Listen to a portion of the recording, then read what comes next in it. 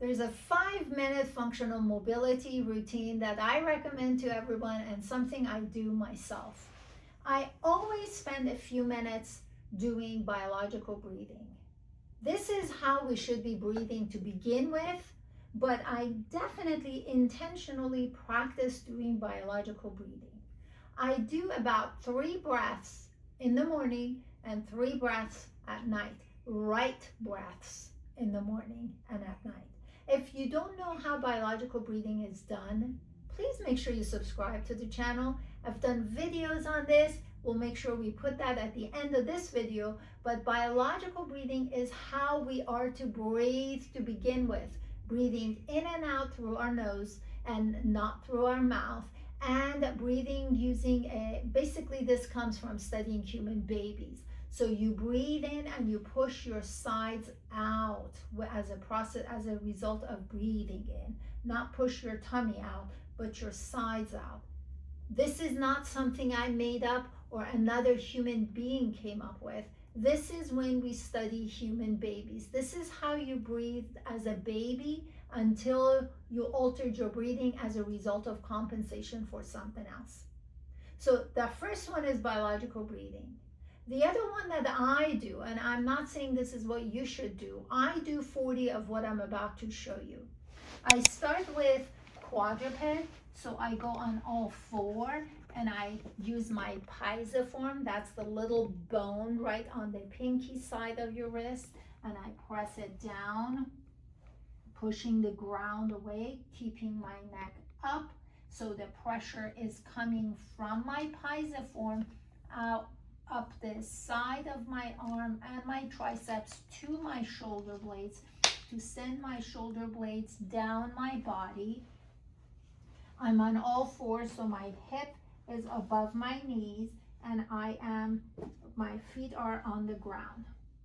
Then I go on my toes and I push the ground away and I go towards the back wall, and that's when I lift and I go up into bear.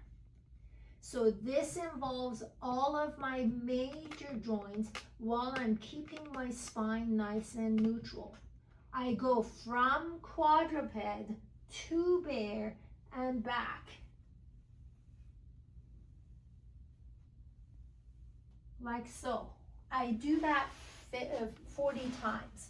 Again, it allows movement in my wrists, my elbows, my shoulders, my hips, my knees, my ankles, and my toes.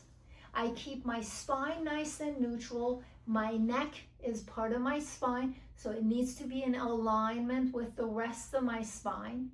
And this is stabilizing my trunk while moving my body parts, my extremities, upper and lower extremities, through the series. So this is a great overall joint movement and joint stability exercise. The next one that I do is, I just do it in the morning, and in this case I'm going to show you here. I go from sitting to standing, and I do that 40 times. So I'm going to show you the side view, so I'm going to be just like so. I'm going to hinge forward and think about the back of my knees going towards the back wall, and I get myself up. So then I go sit, up, sit, up, sit, up. I don't need to straighten this necessarily. I'm just hinging a little bit forward, keeping my spine neutral, and I'm just going tap, up, tap, up. Only the going up part, I bring my attention to the back of my knees to make sure the back of my knees go towards the back wall, like so. So I'm conditioning the back of my knee structures, which is something we don't do. I'm conditioning my lower extremities, strengthening those muscles and my glutes, which is something we don't do if we sit for an extended length of time, which is what most people do.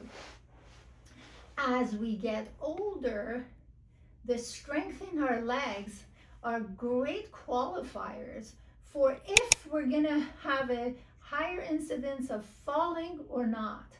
So I'm going to start bringing that into my profile of movement and into my profile of exercises that I do to prevent the falling incident. These are some of the things that I do, the things that I recommend to my patients, and I hope that you find them to be valuable.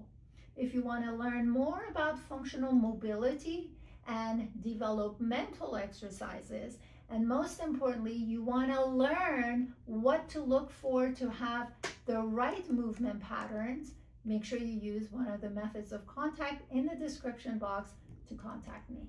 Until next time, take care.